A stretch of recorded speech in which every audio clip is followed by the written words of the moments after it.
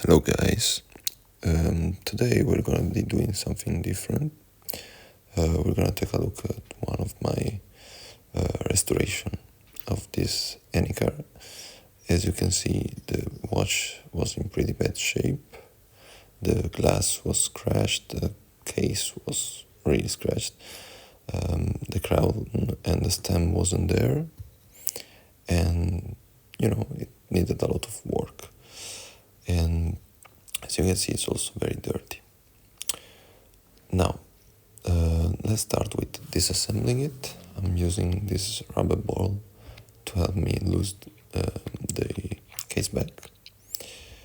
Now, take a look at this beautiful, first the case back, but the beautiful movement here is Enicar 167. It's running at the moment, but it's not running great. So now we're trying to take out the movement ring that is needed to keep the movement in place. Now I'm tapping on the movement just because the ring was pretty stiff. I didn't know actually if I needed to ply it open, but then I saw the screw, so yeah, that was my bad. But yeah, so unscrewing this little screw to also have a small part that block the movement ring from exiting.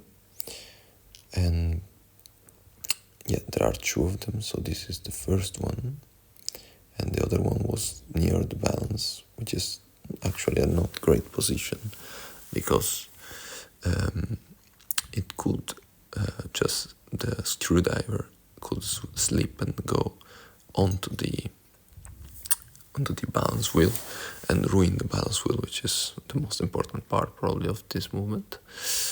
Also, this movement I searched for and there weren't a lot of parts, so I was kind of scared when I started this restoration because I thought I couldn't finish it because of these parts.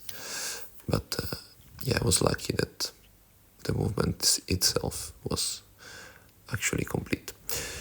Okay, so the ring is now coming off finally, and but actually, as you can see on the bottom, it's not perfectly coming off because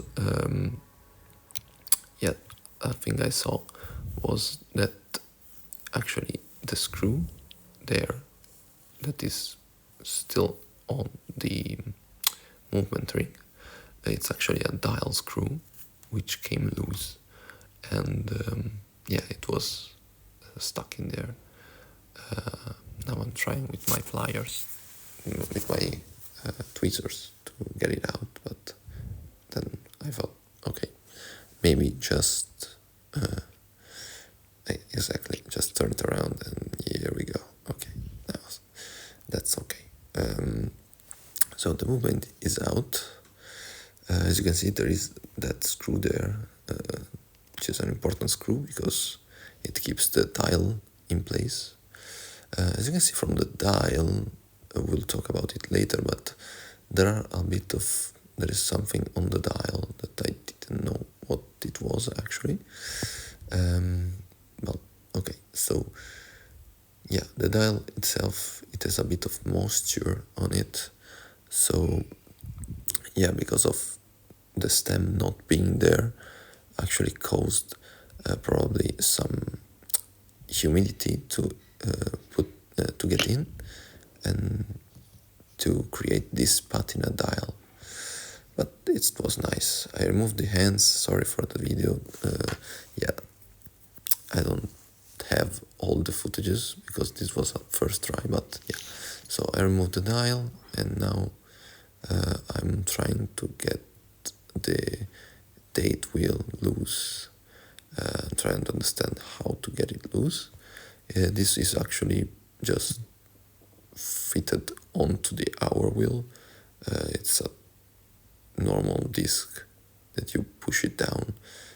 Now I'm trying just to get to know how it actually works. So now let's start with this assembly. Now that I understood what I needed to do, and actually I'm now using these rubber tweezers, so I don't scratch any of the date wheel and the day wheel with the metal tweezer. I'm just now trying to get it out. I'm not fast here. This is probably, I was a bit frightened. I had a bit of fear of, creating some more problems. But yeah, this was the first part, and it wasn't easy because it also was stuck a lot on it, and it wasn't. It didn't want to come out. So here I'm trying to understand how it works, and yeah. So Enicar, this Enicar is actually Enicar itself is a good brand, and it has a lot of history that we'll probably get to know later. So let's see if I can manage to disassemble this day wheel. Actually, no, I thought it was like stuck on the hour wheel and it will come out together. Okay, no, I did it finally. Okay, that day wheel has a wheel under it that engages with that part that I'm moving now. Probably I'm now zooming in. Yeah, okay. So I'm removing an important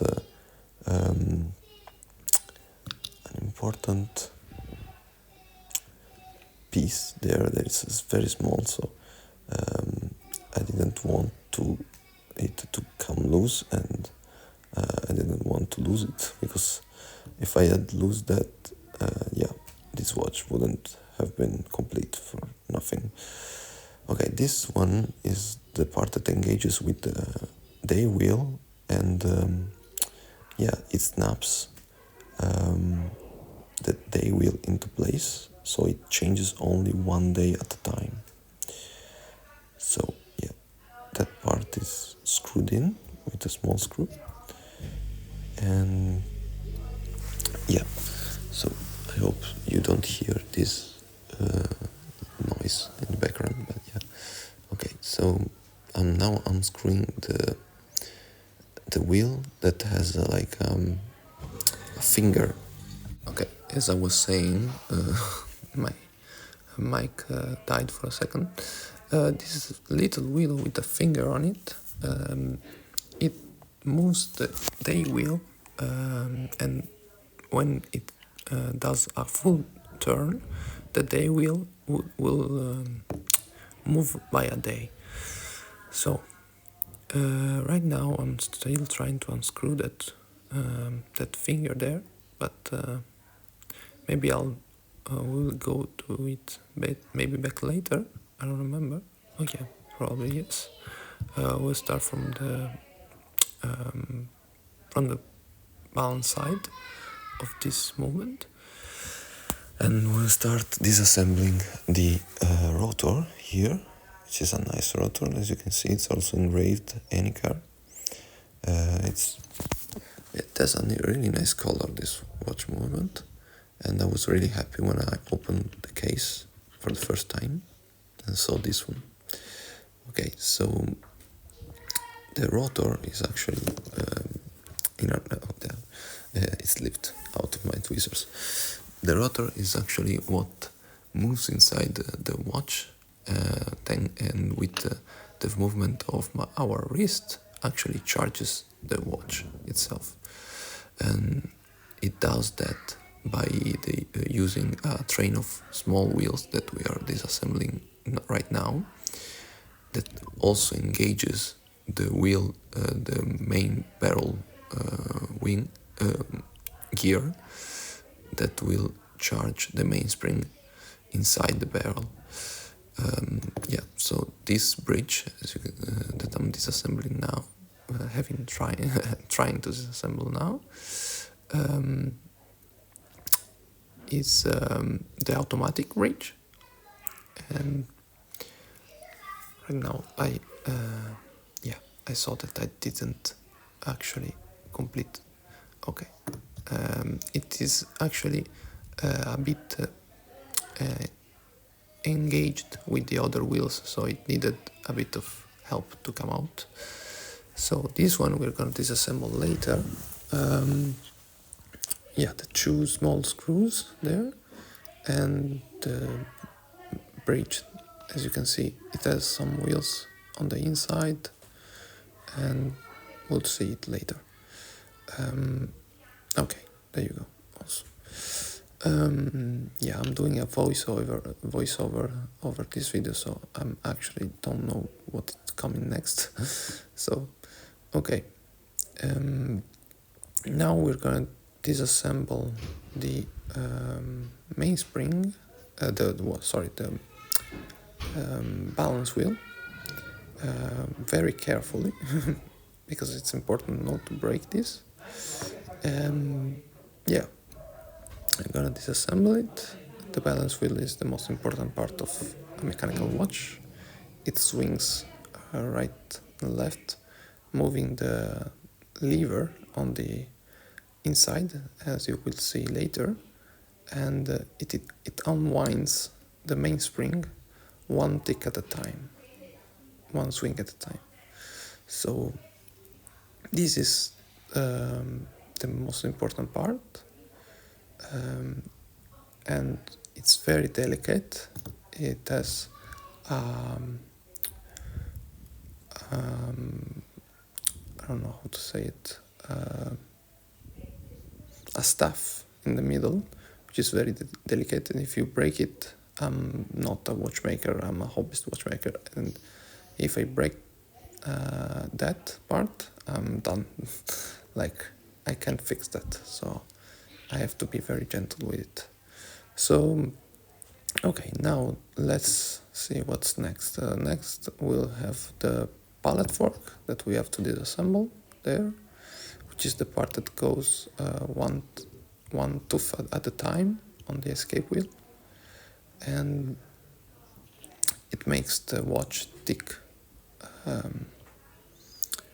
So let's see if this will come out fairly easy.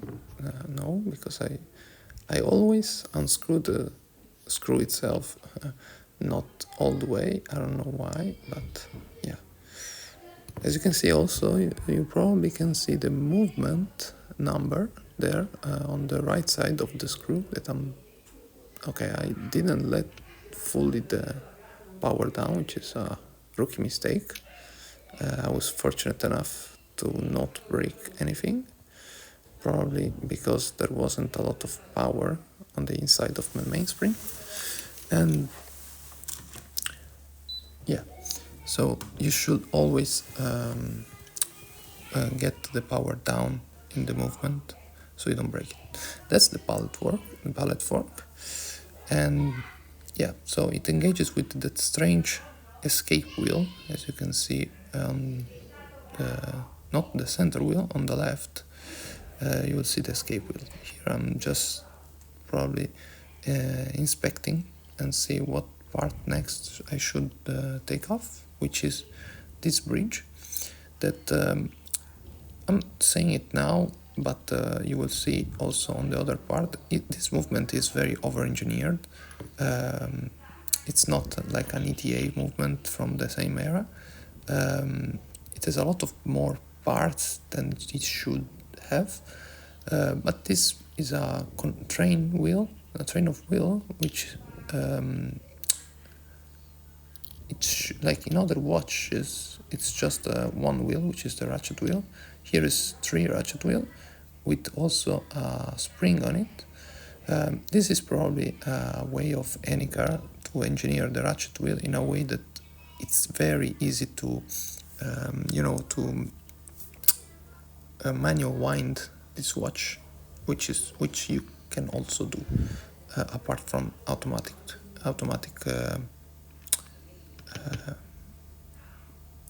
winding. Okay, so here are the 3 wheels come off, and now we'll take off probably either the bridge itself or the mainspring wheel. Yeah. Yeah, we're taking off the wheel, which is on top of the mainspring, and with the screw engage with the oh my god, the mainspring barrel, and it turns the mainspring as you wind the watch. Yeah, as you can see, it's a lot. There is a lot of dirt on the inside of on the underside of this wheel, and we'll clean it later, and you'll see how it comes off. So this spring that I'm touching is the spring that keeps the winding wheel that we took off. Just it keeps it still, and it keeps it from unwind itself with the part that I'm disassembling right now. So yeah, this I'm trying to disassemble it. It's also different from other movement that I have ever worked on, and I'm trying to not do anything stupid with it, to try to not lose it, for example. And yeah, I will move on to the two bridges, as you can see. And yeah, this one is a small bridge that is only covers the barrel bridge, which is nice if you have to maybe do a mainspring change. You know, sometimes the mainspring just break, but the watch itself is still in good shape. So they did it also maybe in the back in the day. You could just go to your watchmaker. He disassembled this bridge, take off the barrel, open the barrel, and as you can see, you can take it off. Maybe, yeah, okay. You can take only off the barrel, and you can open it and change the mainspring and put it back together, which is a really fast fix. As you can see, the movement it shines, but it's very dirty, also in the barrel spot, as you can see. Now we'll move on to the train bridge, which is called like this because this is the bridge that covers the train of wheels. And these wheels make it so from the barrel it goes straight to the balance wheel, passing through these gears through these wheels. So let's see, 3 screws, and let's see if I can take it off fairly easily. I should be able to. Also, this one isn't probably. It's very it's very inside this screw, but I'm trying to ply it up very slowly, and here it is. Okay, so there you go. So these are the 3 jewels, as you can see, for the 3 wheels. The first one, the big one, you would see this is dirty, very dirty. Yeah, needs some cleaning. So the first one there is the second hand wheel that I needed to, but I couldn't actually take it off because I need to take off the cannon pinion for it. So that's what I'm probably trying to do off camera, because I'm not a good video maker at the moment. So yeah, here it is. Okay, I'm trying, the good way. So there you go. Let's see if I can ply it up. Oh, that's what come from. Yeah, okay. Probably apart from the other side. Yeah. Okay. No, still not. Well, this is not a good part of the video. Oh, there you go. So the cannon pinion comes out. You should be using the cannon pinion removal tool, but yeah, I don't have it. I'm still trying to learn. I didn't buy all the tools, and also they are very expensive, like very expensive. Okay, so now we're going back to the dial side. We'll finish up the other part of the movement later, and yeah, so that was the finger from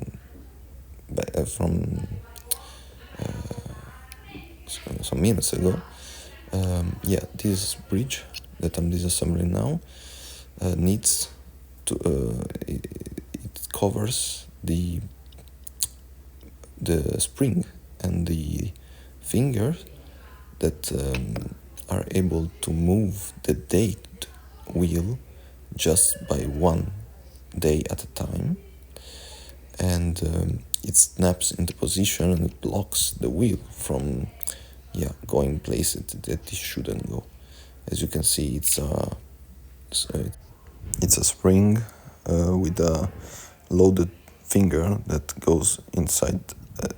Now it will go off the second I know there is another bridge that is keeping down the date wheel, fortunately, and exactly, that's the right moment.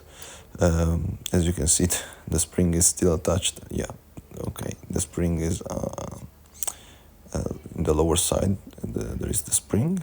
Now I'm taking off this bridge, which covers actually one of the most important part of this movement, which is a small finger. As you can see where my tweezers are, there is a small finger there, and a spring, another spring, a small spring, and what it does is, we'll talk about it later, but it changes the quick change for the date wheel in this movement is done by taking the crown to the third position. So one for the first, the first position is the one inside. So let's say that it's the one that you wind the watch. The second one is the one that you change the hour. And the third one is in this watch. You take to the third one, it doesn't change anything, but when you get back to the second, thanks to this spring that charges and then let it go, it actually changes very fast. It gives an impulse to the date wheel to change. So if you have to change 10 times it's the second, and actually you want it to be the eighth, you take the crown 6 times. You go 6 times from the second position to the third position, tuck, tuck, tuck, tuck, tuck, and it changes. It's an over-engineered type of movement, like I said earlier. It's very strange for me. It was very strange, and there is actually no footage. I will anticipate for you that where I'm reassembling this part of the movement, because one, I forgot to film, and second one, it was really hard, and I had to disassemble it like 4 times to get it right. So I was very unhappy about it, so I didn't film it. But in the end, it came out working, so you will see later. So as you can see, I'm taking off this small spring.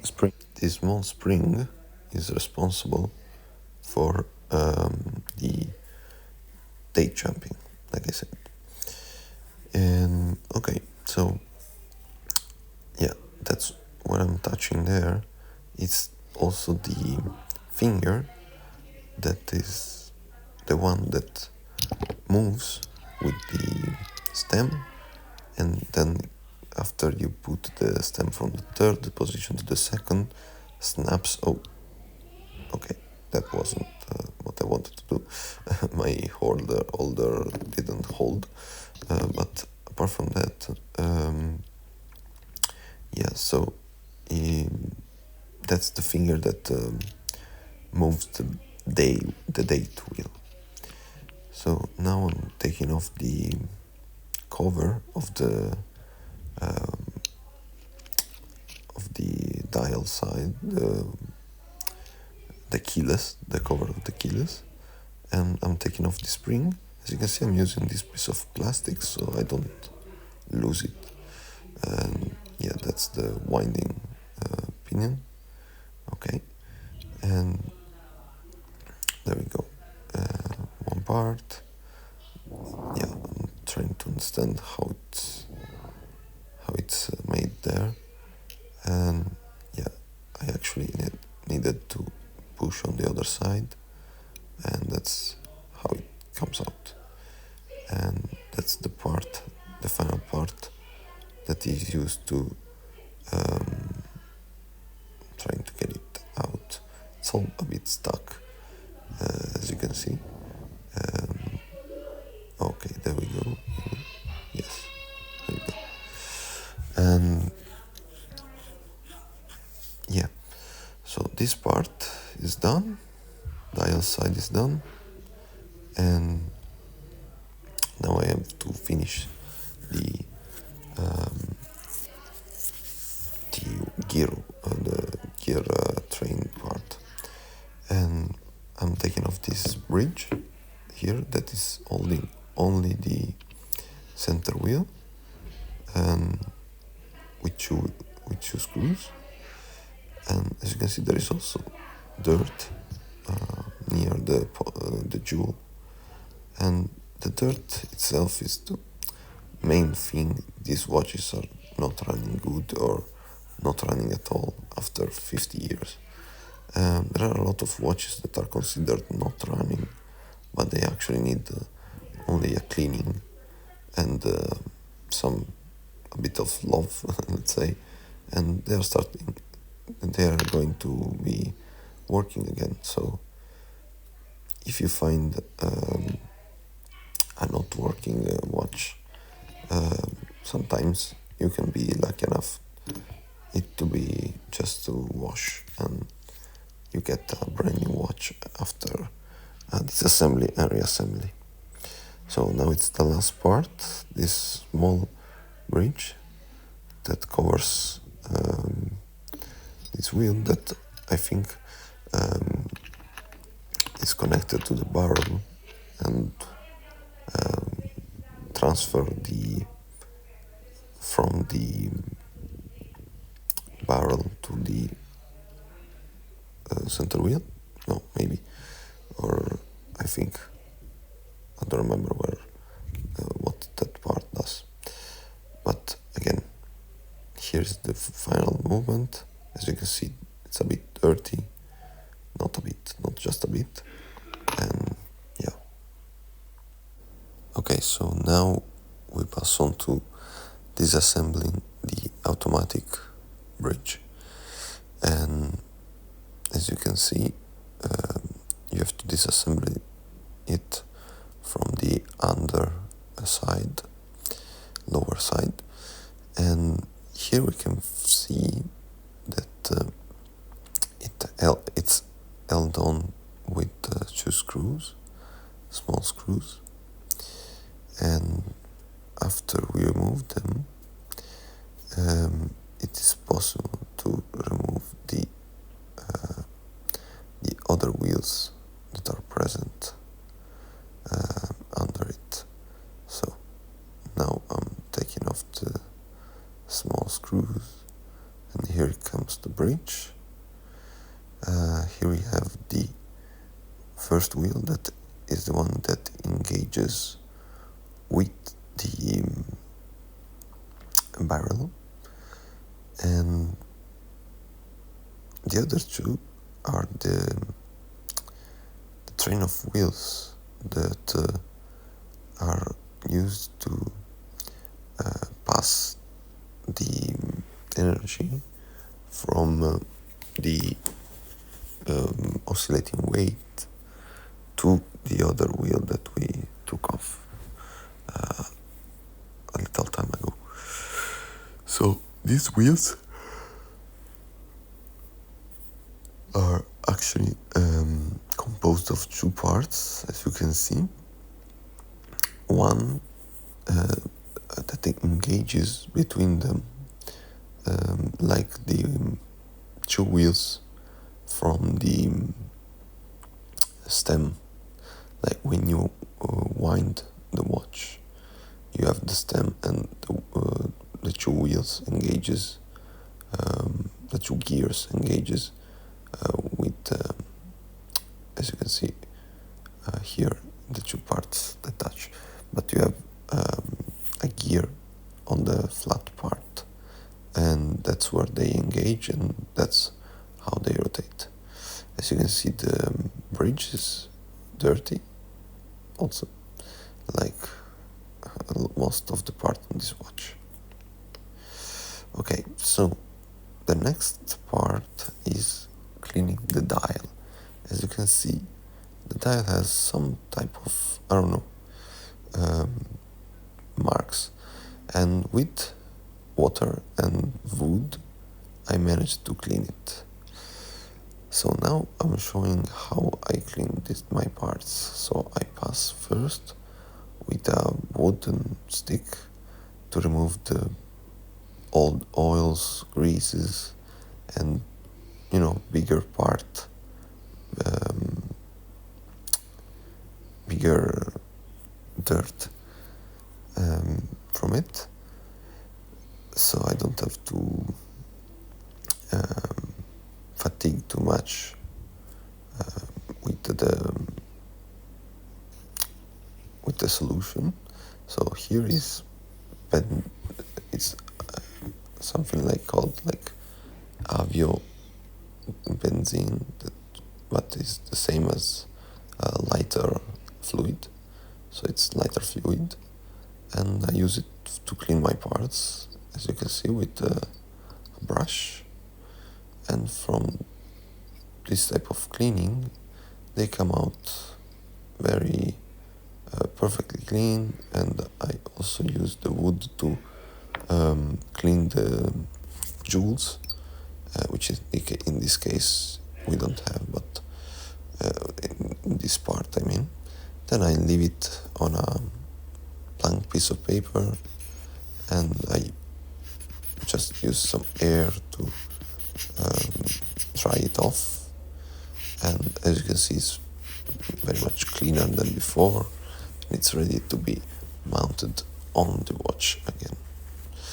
And this was one part, but I actually did all the parts on the watch, but I will not show it. I maybe show one more part. Yeah, okay. Yeah, this one wasn't that dirty. Okay, so this is the main plate after cleaning, and as you can see, it cleaned off pretty good. And this is the balance wheel running after I re-oiled the Inca block jewels. Okay, so now we are starting the reassembly. Here I don't have all the footages, but we'll start with the bridge. Like the first bridge. Here I'm oiling actually the small gear that is under that engages also with the mainspring barrel. And okay, so this is another wheel that in other movement is not present, but here in this Enicar, as we saw earlier, there are a lot of parts that are present and out of not useless but out of over-engineered parts. But as you can see, it's a beautiful movement. Okay, this wheel has its own bridge, and we are putting the screw in, and okay, after that we'll see that that we are going to be putting the center wheel, and that's the one that rotates the where the cannon pinion is, and one used to rotate the hours, minutes, and everything. Okay, so the wheel is in. Okay. Now, as you can see, I'm using these small gloves that are called finger cloths, and they're used in horology watchmaking just because, so you don't have to wear the entire glove, but you at the same time keep everything clean. So now I'm hoiling the center post, the center hole, where I'm going to be putting the center wheel, as you can see. There you go. And yeah, I don't have the steadiest hand, as you can see, but I'm trying, I'm learning. And yeah, this is not my first watch, but at the same time, I'm not a watchmaker, as I said. Okay, so here it comes the bridge. I'm trying to remind myself how it goes in. Probably I'm gonna find it now. And yeah, okay. There we go. Maybe. Come on, Sam. Let's see if I can find the way. Oh, right. There we go. Okay. Nice. So, no. Apparently not. Apparently I cannot find the way. Okay, there you go. Now it's in.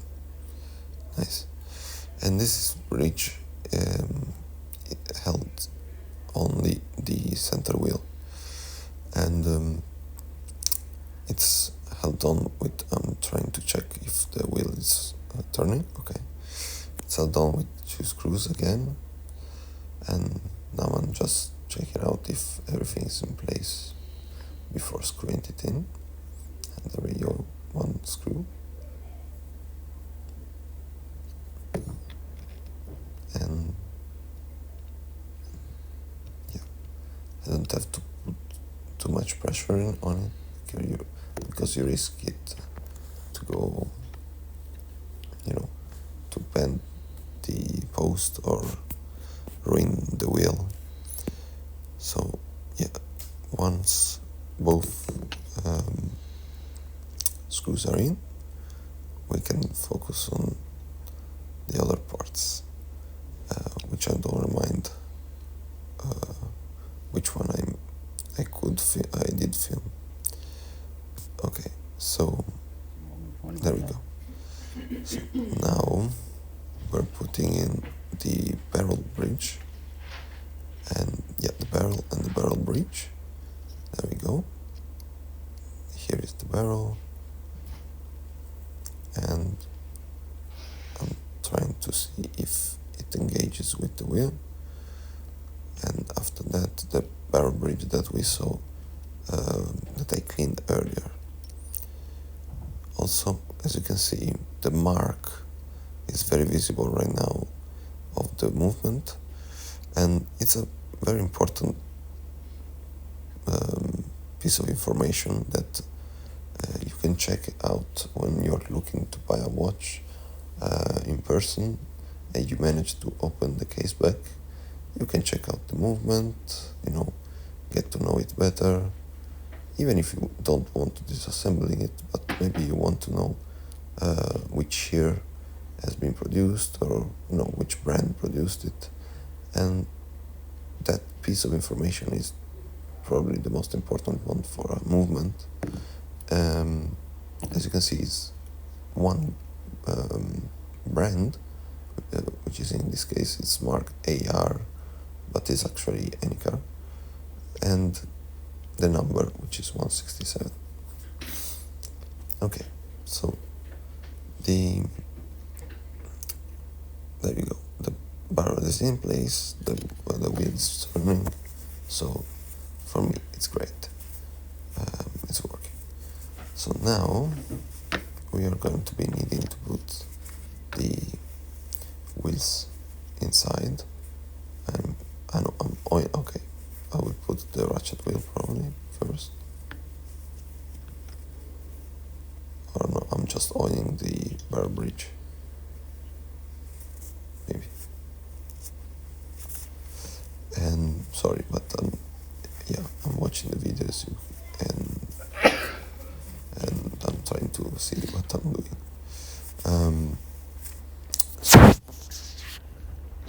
I'm trying to examine which wheel is gonna need to come in first. But actually putting, I'm putting the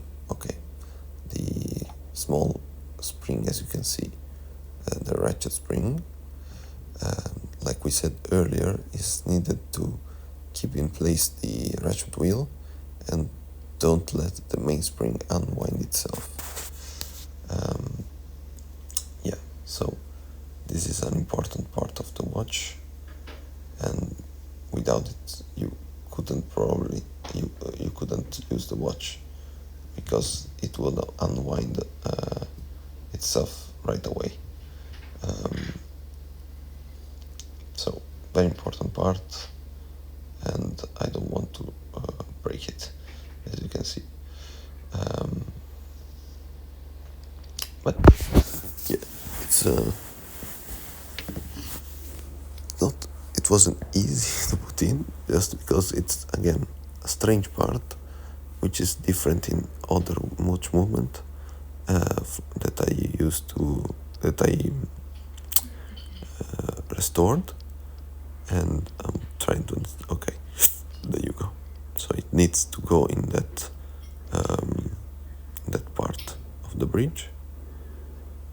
Okay, let's see if I manage to. Okay, here I already put the wheels inside. Sorry for the video, but it's actually pretty difficult for me to work on the wheels with a phone in my way. So I'm trying to get a better position for my camera so I can film everything. So now I've put in the pallet fork. As you can see, now I'm turning the mainspring. I'm charging the mainspring to see if the pallet fork just goes right and left. Yeah, like that. Perfect. Okay, so now I put back the balance wheel and the watch is running. Okay, so now we turn our attention to the case. As you can see, it's dirty, scratched up a lot, and also the case, it's not in good condition. So now I'm checking out how it's made and what are the parts. And as you can see, that's the old gasket that after 50 years of service, it's now a complete broken pieces. It's very dry, and it comes off like this. And now I'm using this wood stick, which is just a toothpick, but anyway, very professional. But I'm using it to clean the case before actually going to wash it with water and soap. But first I need to get out this gunk, which is very hard because of the time that passed in a drawer or somewhere. And now it's very sticked to the case. Here I have the video to X because it was a lengthy operation, as you can see. And yeah, so now we can talk about a bit of the history about Enicar watches. And yeah, so Enicar is a watch brand with a history that dates back to the 1913. And in the 1913 was founded by Racine in Le Château de Fonds in Switzerland. And the name Enicar is actually derived from the founder name with the letters E and N from surname, and Icar standing for International Carriage and Automobile Renaissance, a nod to the company's early ties to the automotive industry.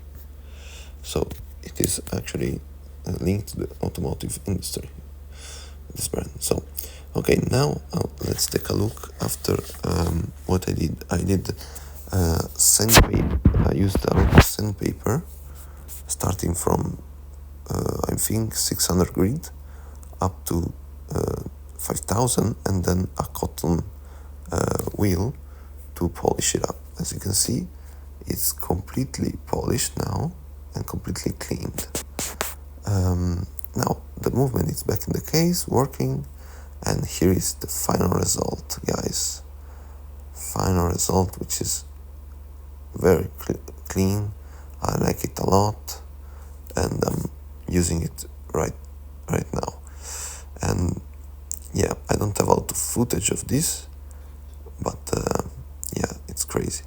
Very nice movement, working perfectly. So thank you, and see you at the next one. Bye bye.